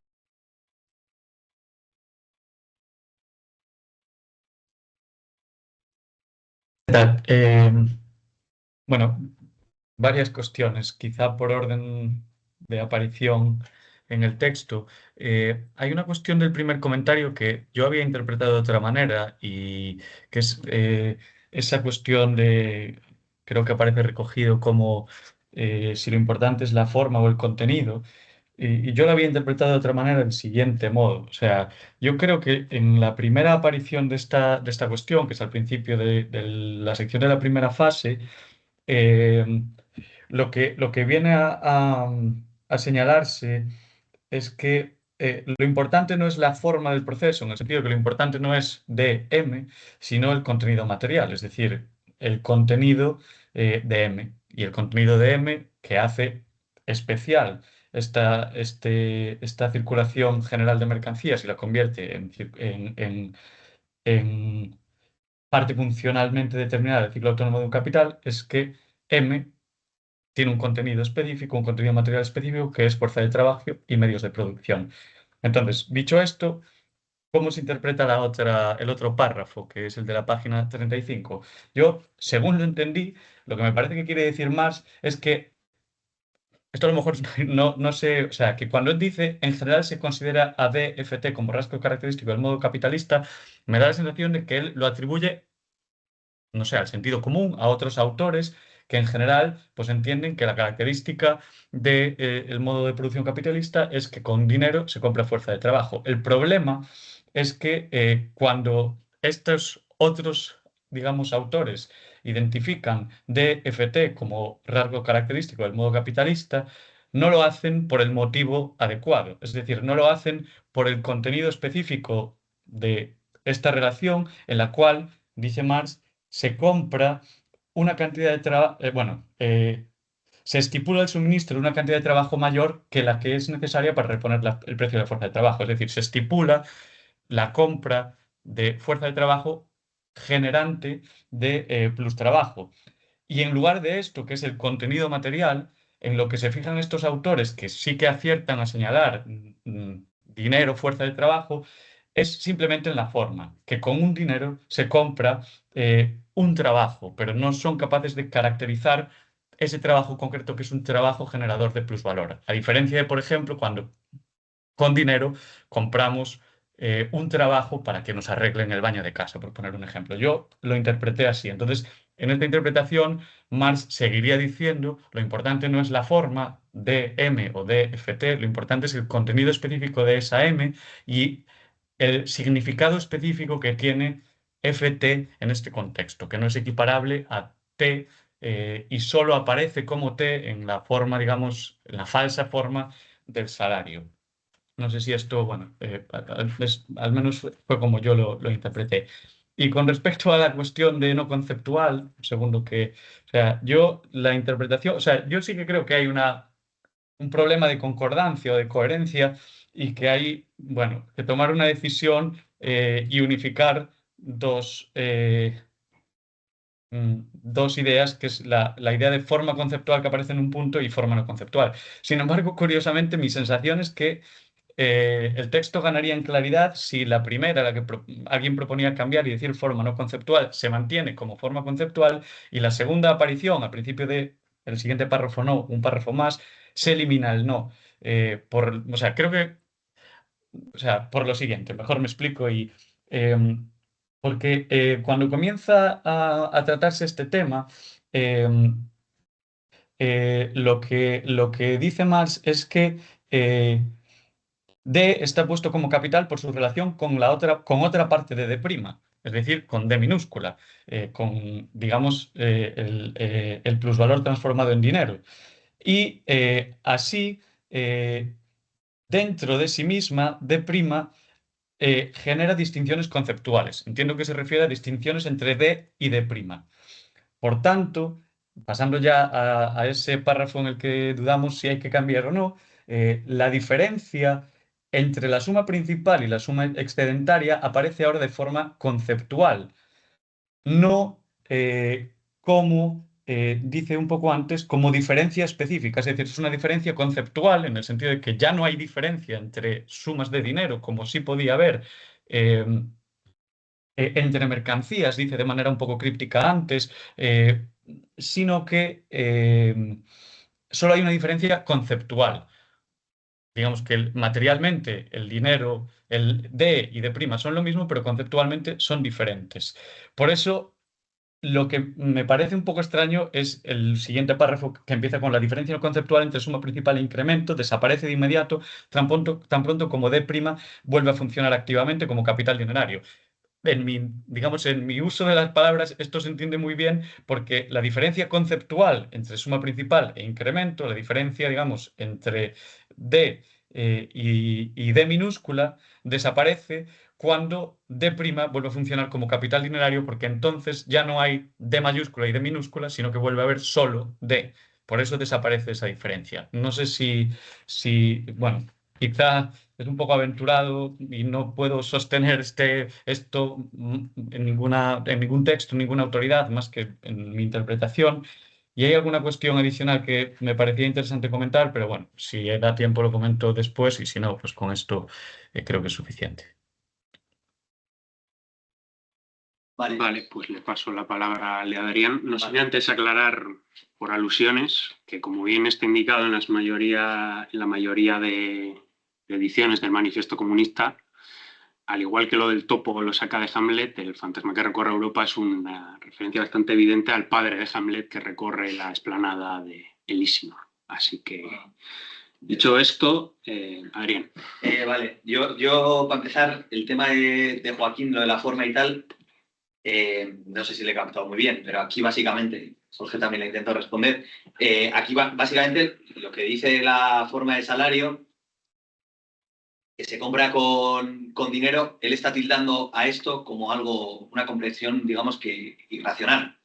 Es decir, o sea, esa forma salarial, por así decirlo, de comprar el trabajo, es algo irracional. O sea, no se está refiriendo a que lo sustantivo sea eso. Lo sustantivo para él es que se compra fuerza de trabajo. Es irracional el hecho de que se pague el trabajo bajo la forma de salario. Eso es algo irracional. O sea, lo fundamental en sí es que se compra la fuerza de trabajo. O sea, lo fundamental para el capital. Sin embargo, aparece como algo irracional en el hecho de que se compre trabajo, porque el salario paga trabajo.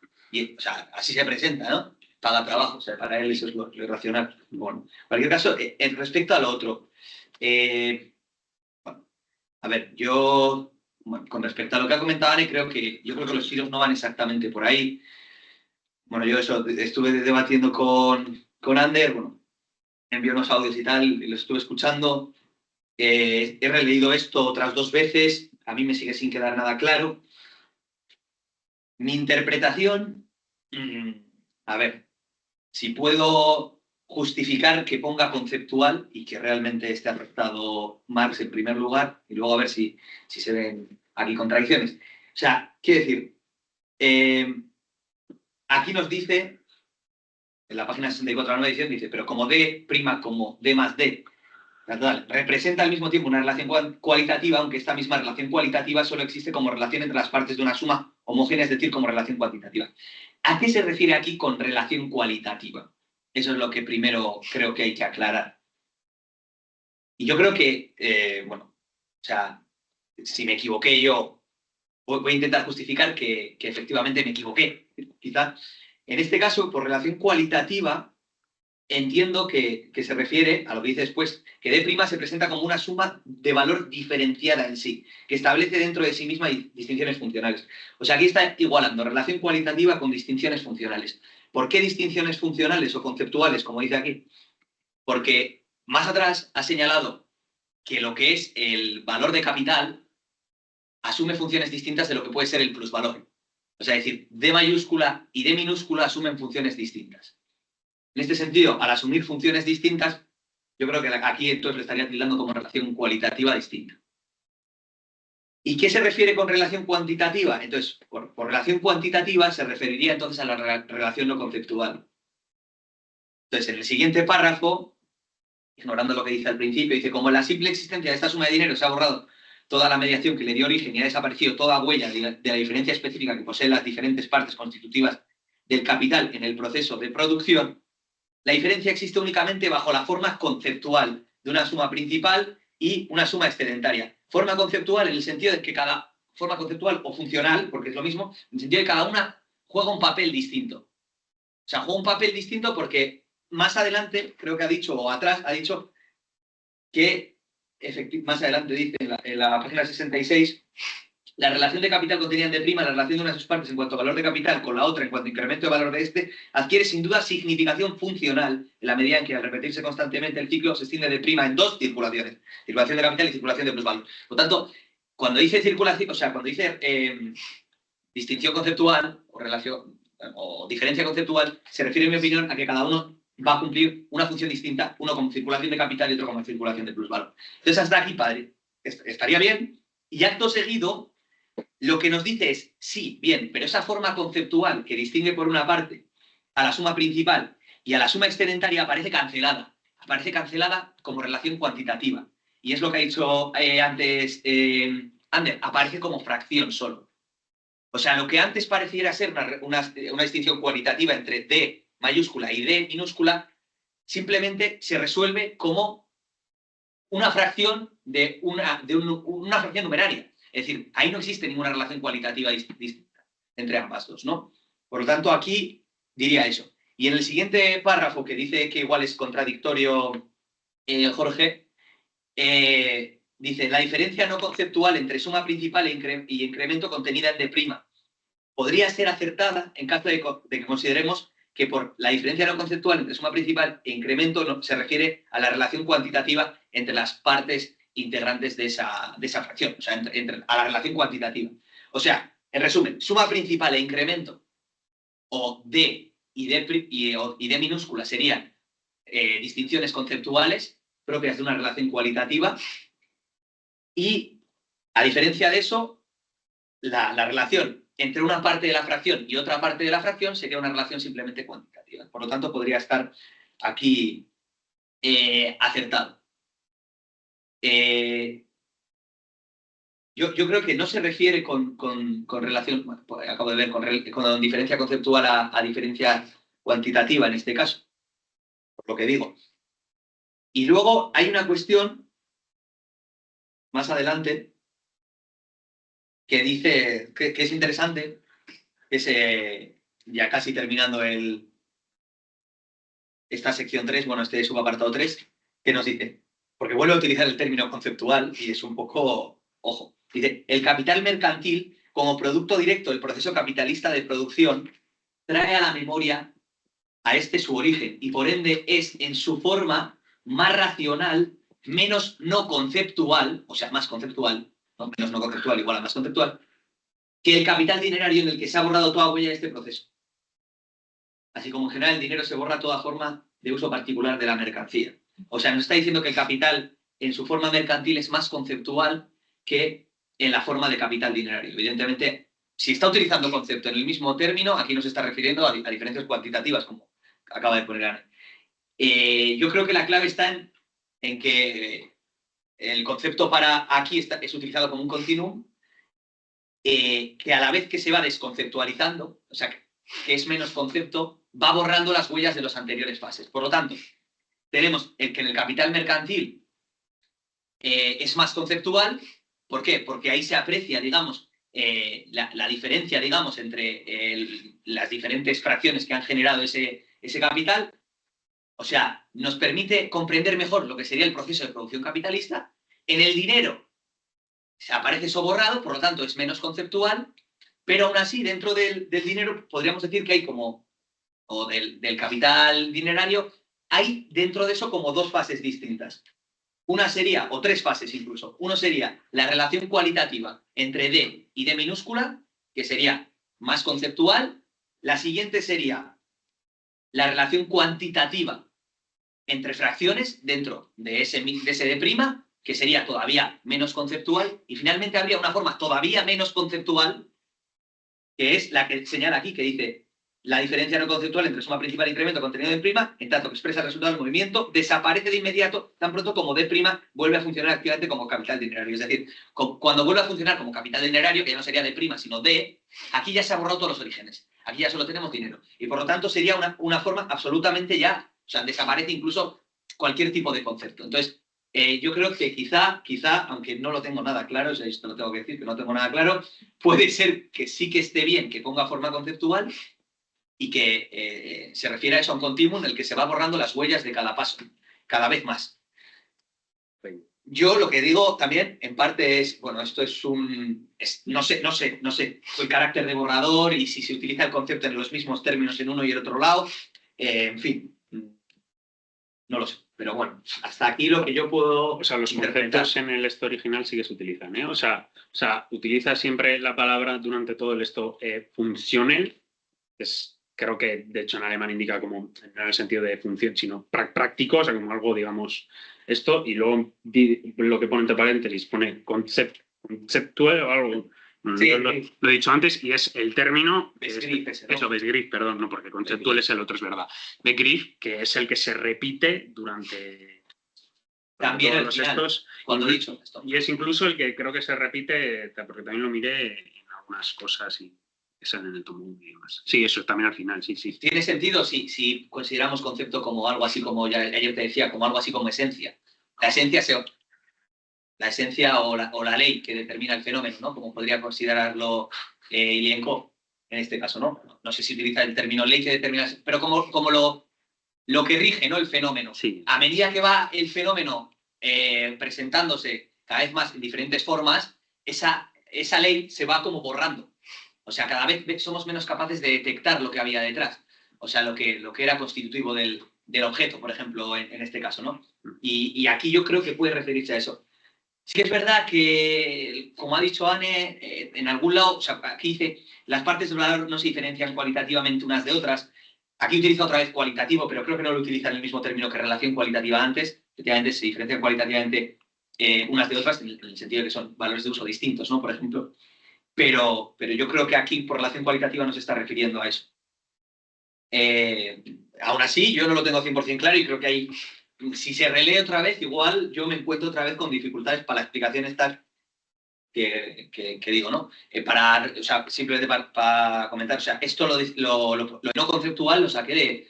O sea, yo estuve escuchando una sesión del tomo 2 de Friedentral, que es un tipo del CICP, y él dijo no conceptual, y a mí en ese momento me sonó bien. Y fui a Penguin, que es la edición en inglés del Capital, que yo sé, hasta ahora tenía entendido que era una edición bastante buena en cuanto a traducciones y tal cual, y que la peña que había currado en ella era bastante top y así, y vi que efectivamente ponía no conceptual. Dije, bueno, este tío seguramente lo haya sacado de aquí. Y eso, entonces al principio me parece bien, pero ahora releyéndolo, pues no lo sé. Es que no lo sé. Vale, pues por orden, Pello, Ane y Joaquín. Venga, pues voy yo. Porque yo creo que lo entiendo distinto. Ahí. Qué ilusión. Podemos sacar un paper cada uno, como lo entendemos. Esto ganamos nuestros puntos H. Le citamos todos a Joaquín, a los Porque exenios. yo creo que estamos aquí mezclando dos cosas. Creo que estamos mezclando cualitativo y mezclando funcional. Y que no son la misma cosa. Y que cuando se refiere a cualitativo, se refiere a una cosa, y creo que se refiere bastante consistentemente a una cosa, y que cuando se refiere a conceptual, yo creo que sí que estoy más de acuerdo con Ander, de que se refiere a conceptual o funcional, se refiere a otra. Y es que cualitativamente, que lo dice muy claro, las partes de valor como tales no se diferencian cualitativamente unas de otras, salvo en la medida en que aparecen como valores de distintos artículos, es decir, por su valor de uso. Aquí, y luego dice, toda la diversidad de las mercancías se borra en el dinero, porque el dinero ya no está diferenciado por el valor de uso, el dinero es meramente valor de cambio indiferenciado, porque es precisamente la forma equivalente común a todas ellas. Es decir, no hay ni una sola distinción cualitativa entre D mayúscula y D minúscula, entre el dinero, entre el capital dinerario aportado originalmente y el capital dinerario que representa la plusvalía. Son absolutamente idénticos en cuanto a cualidad. O sea, los dos son dinero, son libras, por ejemplo. La distinción que tienen es precisamente funcional. Es una distinción de que cumplen una función distinta dentro de un sistema, del sistema capitalista, de un sistema de reproducción capitalista. No porque tengan cualidades distintas, porque, como dice encima, no puedes distinguir 10 libras cualesquiera de otras 10 libras cualesquiera, es decir, estas son las de la plusvalía, estas son las del capital original, sino que, como tal, ese D' está constituido funcionalmente dentro del marco de reproducción capitalista por un D mayúscula y un D minúscula, y el D mayúscula y el D minúscula, como creo que va a mostrar más adelante, cumplen funciones distintas.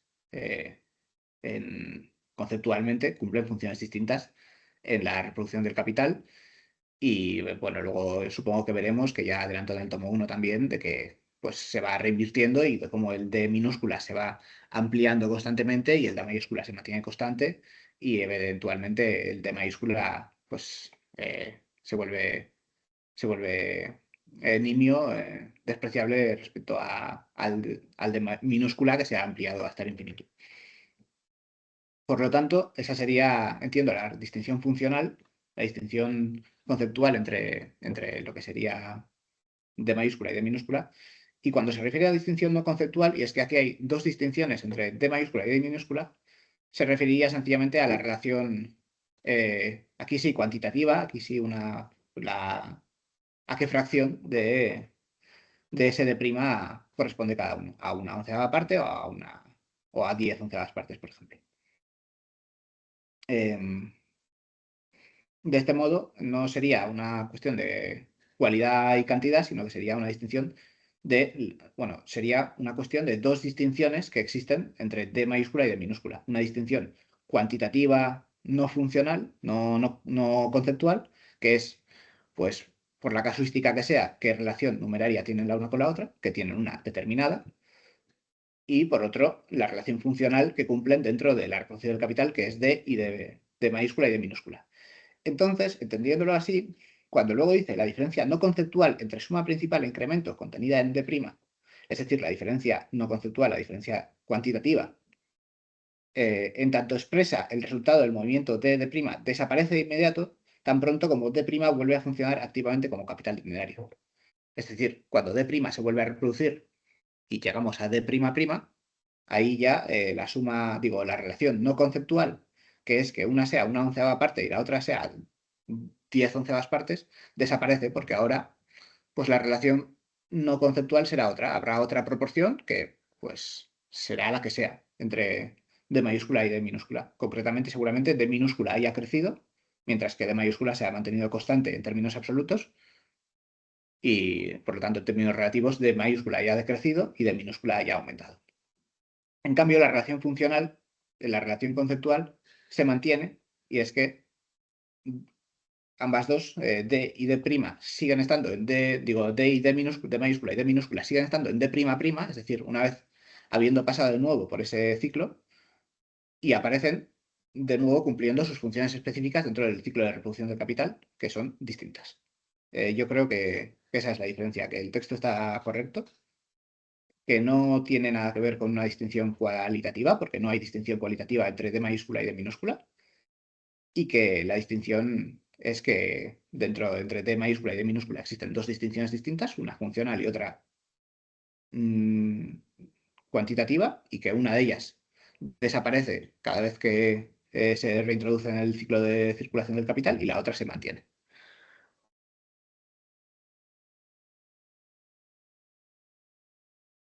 Vale, pues voy a releer lo que acaba de poner Jorge, porque lo que ha escrito no entiendo que cómo tiene palabra de ir ahora. Jorge Crego dice, relleno la parte de no conceptual, lo interpreto como está señalando Pello. Cuando D' pasa a ser capital dinerario de nuevo D, ya no hay 100 y 10, sino 110. Desaparece también la diferencia no funcional, la diferencia meramente cuantitativa.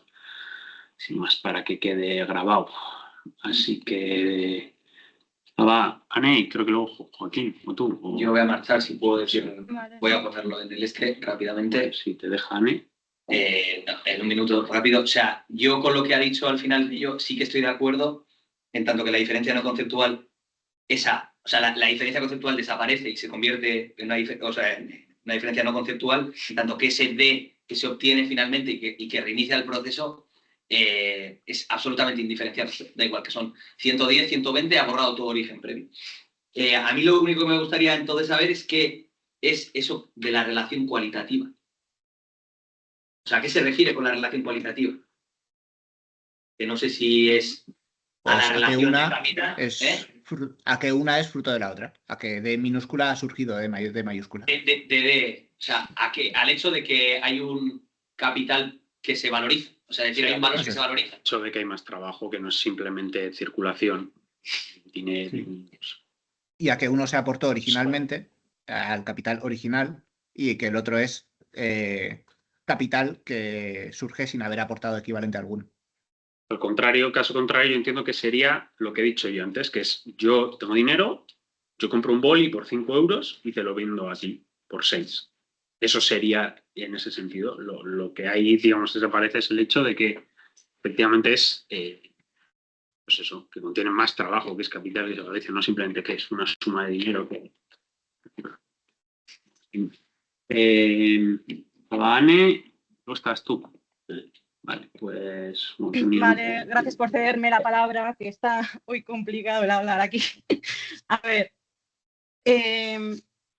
o sea, el uso de cuantitativo y cualitativo es desde el primer tomo igual. Puede, o sea, me imagino que en función de cómo está redactado tal texto, es como aparece al principio del tomo primero, como lo especifica, en relación al valor de uso cualitativo, en relación al valor de cambio cuantitativo. Y si esto no se lee así, es difícil entender el texto, porque no tiene sentido nada de lo que diría. Vamos, es que sí, el caso es más, cuando leímos los apéndices, que son la reescritura de los primeros capítulos, hay cambios para que esto quede más entendible de esta forma que queda explicitado al principio del capítulo, y esa relación quede clara. Y yo creo, muchos cambios van dirigidos en esta dirección, o sea, que cualitativo esté relacionado con el valor de uso y cuantitativo con el valor de cambio. Si vamos a la página 53, dice, así de prima se presenta como una suma de valor diferenciada en sí. ¿Qué quiere decir con diferenciada en sí? Aquí se refiere diferenciada en sí respecto a el capital adicional. O sea, de repente, pluf, aparece una de prima. Uy, ¿y esto qué es? ¿De dónde viene esto? Claro, ha aparecido diferenciada así. No, o sea, sí. Eso es lo que quiere decir. Por eso es establece dentro de sí misma distinciones funcionales, conceptuales, que expresa la relación de capital. Pero, ¿qué es lo que dice a continuación? Dice, pero ojo, esto solo se expresa como resultado.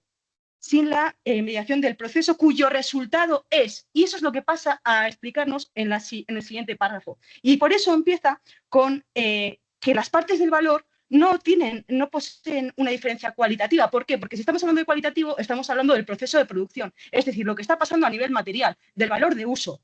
Y entonces aquí eso no influye. Entonces, un poco más abajo, la mediación que, como en la simple existencia de la suma de dinero se ha borrado la mediación que dio origen, como en la simple existencia de la suma de dinero se ha borrado la mediación que dio origen, es decir, el propio proceso de producción, ha desaparecido toda huella de la diferencia específica que poseen las distintas partes constitutivas del capital en el proceso de producción. La diferencia existe únicamente bajo la forma conceptual. ¿Qué quiere decir aquí conceptual? Numérica. Numérica. Es una diferencia cuantitativa, de valor. Es como aparece, es como se da. Ahí está la dificultad, que tenemos que entender que aunque aparezca a nivel cuantitativo, aunque aparezca a nivel conceptual, es una diferencia, es fruto de un proceso cualitativo. Y bueno, es que es eso, es pues relativamente sencillo, claro, yo creo que cuando se tiene en cuenta las aclaraciones que nos da el propio Marx.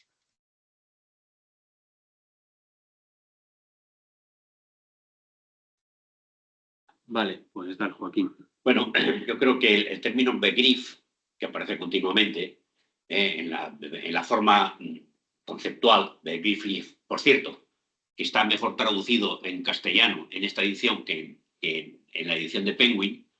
Eso también. Esta edición del siglo XXI es mejor que la edición de Penguin.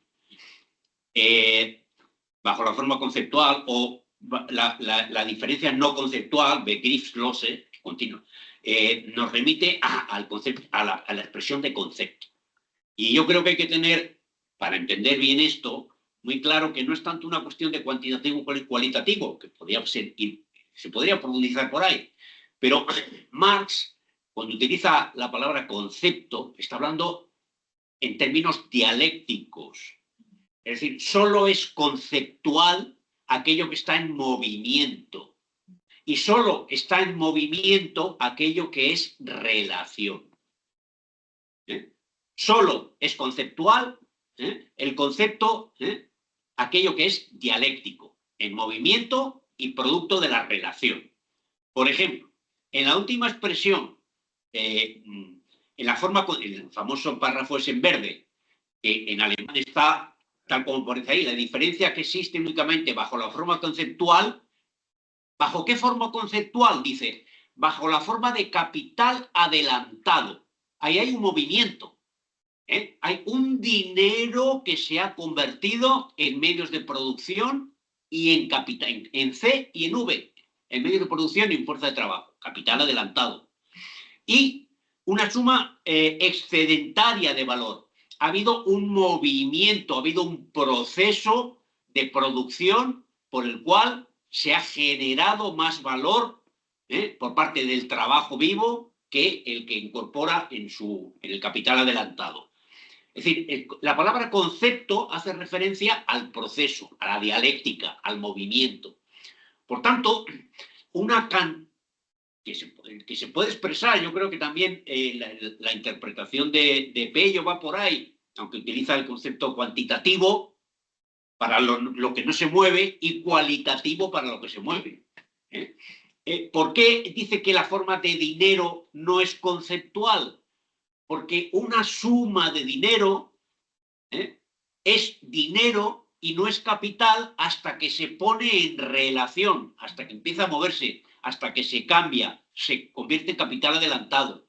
O se mueve para adquirir las mercancías que han surgido bajo la forma de capital mercantil, de un proceso de producción, bajo la forma de capital productivo, que a su vez viene del capital dinerario. Sí, porque si no circula, no es capital. O sea, si se tiene esta idea dialéctica de concepto, se entiende tanto todo lo que repiten estas páginas continuamente de conceptual, no conceptual, más conceptual, en la última cita que señalaba Adrián, menos no conceptual. Es una expresión un poco rebuscada, Menos no conceptual quiere decir que empieza a ser algo que se mueve, algo que dinámico, algo en movimiento histórico, que utiliza el tiempo. Menos no conceptual quiere decir un poco conceptual, es decir, que empieza a tener ciertas características dinámicas. O sea, yo con lo que comentas sobre a qué se refiere por concepto, o sea, yo la categorización de concepto que has dado, no voy a entrar. Me parece bien, ¿eh? O sea, no porque me parezca mal o me parezca bien. El diccionario de SEBE, eso lo que discutimos. tanto os gusta, lo tenéis. Bueno, también pero en la idea del concepto. El amigo SEBE tiene problemas evidentes con algunas cosas, pero bueno, como esto no es un seminario de SEBE, o sea, yo entiendo lo que dices y a mí en ese sentido me hizo gracia, porque hablando de esto con Adrián y cuando le dije a Pello que estaba hablando con esto de Adrián, y la respuesta de Adrián, porque yo le dije, ¿a qué te refieres con esto? Porque no te entiendo bien. Y me explicó a qué se refería con eso y le dije, no estoy de acuerdo, creo que no va por ahí. Y la primera respuesta que me dio Adrián es, yo no sé qué concepto, valga la redundancia, tienen Hegel y Enghoff. Y Pello a la misma medida me dijo, en plan, estás hablando de eso, y me dijo, a ver cuántas veces sacas a pasear al maestro, refiriéndose a Hegel. Y es que podría ser, y lo que tú dices, pero podría ser, pero en caso de que sea, que no me parece casual que está hablando todo el rato de funcional para que pase a hablar de conceptual, que aunque lo sea, para mí no está, desde luego, desarrollado. Y entonces, en ese sentido, para mí, tiene una semántica, vamos a decirlo, o sea, mucho más mundana. O sea, que para entender lo que pone no necesitas haber entendido, como diría Lenin, la ciencia de la lógica. O sea, no sé si me explico. O sea, sí, por todo lo que tú has dicho está inherente, ¿no? En la cuestión del movimiento, sí, evidentemente, es lo que has dicho, ¿no? Pues claro, si el dinero no se mueve, no es capital. Simplemente, pues, eso de hecho lo dicen más explícitamente en una parte del tomo 1, ¿no? Que dice, pues bueno, que atesorarán ahí, pero que serán muy ricos y serán el tío Gilito, pero no es capital, no se comporta como capital. Pero desde luego, digamos, esa vuelta dialéctica, vamos a decirlo, como pues, por ejemplo, también lo hace en el tomo 1 en la primera versión de la primera sección, cuando empieza a hablar eso de que no es que existiera en plan el concepto de animal, sino es que hay un animal que represente todo, no está desarrollado. O sea, yo creo que igual va por ahí, pero no está desarrollado. En este sentido, a mí no me ha dado tiempo. Yo creo que igual sería interesante acudir igual a lo mejor a los burundrises, porque yo tengo el recuerdo de que hubo debates al respecto de esto también. De todas maneras, a mí sí que me gustaría, quizás para finalizar, decir, es que cuando vamos a leer los 3 tomos del Capital, tienes que verlo con un pensamiento dialéctico, no con los conceptos tal como los da la academia en la actualidad, porque entonces si no entendemos y si no lo vemos con una mentalidad, unos ojos y una lectura dialéctica, entonces estamos haciendo una interpretación mecanicista del marxismo. O sea, sí. ¿Me explico? Entonces, yo estoy totalmente de acuerdo con lo que ha planteado Joaquín, porque realmente este movimiento pienso que no lo hemos visto. ¿Me explico? Por lo que hemos estado discutiendo. Luego, a mí me parece que estas discusiones están bien para profundizar y aterrizar en esto precisamente, que tenemos que leer el marxismo analizando la dialéctica con el método dialéctico y el método histórico. Lo dice y claramente se identifica. Entonces, si no, caeríamos en un mecanicismo. Y bueno, pues a mí me parece muy interesante incluso querer cambiar palabras e irnos a las traducciones en inglés, en alemán y lo que quieran. Bueno, me parece interesante esa discusión. O sea, yo a lo que me refiero, o sea, que estoy de acuerdo con lo que dices tú, Ana Silvia, es que ese salto, desde luego, no es explícito, porque entonces eso es como que dice distinciones funcionales y simplemente pone entre paréntesis conceptuales, que yo casi eso Ahora es mucho interpretar, pero es que yo creo que casi se puede interpretar como una especie de nota para mí mismo. Aquí tengo que dar, digamos, un salto en la exposición de por qué algo simplemente ha pasado de ser algo utilitario a tener una razón de sí dialéctica. Y luego explica todo eso, está toda la chapa con los 47 papers que vamos a sacar para que le den más decenios a Joaquín, y luego empieza a hablar otra vez. La función del capital, no sé qué, o sea, es como que eso claramente no está bien mediado. O sea, no está bien mediado. Pero que, o sea, que eso está ahí, está. O sea, estar está, pero desde luego no está mediado. Y diría que no está mediado porque puedes decir, no, es que en el primer tomo pasa lo mismo, no es explícito. O sea, en el primer tomo a mí me parece que por lo general es bastante más explícito en estos momentos, digamos, de cuando está... O sea, que no atina esto... El método a mí en el primer tomo me queda claro. Pero yo creo que en el segundo y el tercero, hombre, no puedes desligar esta visión dialéctica para ir leyéndolo. Eso está claro. Y luego estar con Ilienkov y con otros, pues sí, eso también te ayuda, porque si no, nos vamos a la academia actual y entonces sí que nos confundimos. Sí, eso está claro, sí. O sea, con eso estoy de acuerdo, ¿eh? O sea, no quiero decir... Bueno, lo he dicho, no. Terminamos, ¿no? La otra cuestión, a la hora de hacer la lectura de este tomo, es importante la referencia a de qué manuscrito viene, porque eso ayuda a entender algunas cosas. Por ejemplo, lo que es toda esta discusión de estas páginas hace referencia al manuscrito 5, cuando antes estaba hablando del 7. El manuscrito 5, Marx lo escribe después del 77, cuando ya se siente restablecido de salud, cuando está más potente y cuando, por cierto, entre medios ha hecho una relectura de Hegel. Bueno, dice el 6, creo, ¿eh? No, el manuscrito 5. Se pone aquí Federico Engels, hasta aquí el manuscrito 7, a partir de aquí manuscrito 6, ¿no? No, está en la página... A ver... Manuscrito 7 empieza en la página 30, pero luego, más adelante, comienza el manuscrito 5. En la página... manuscrito 6 en la página 43 y manuscrito 5 en la página 47. Es decir, es el manuscrito 5, que es uno de los últimos que escribe. Cuando ya ha hecho toda... por eso el lenguaje cambia.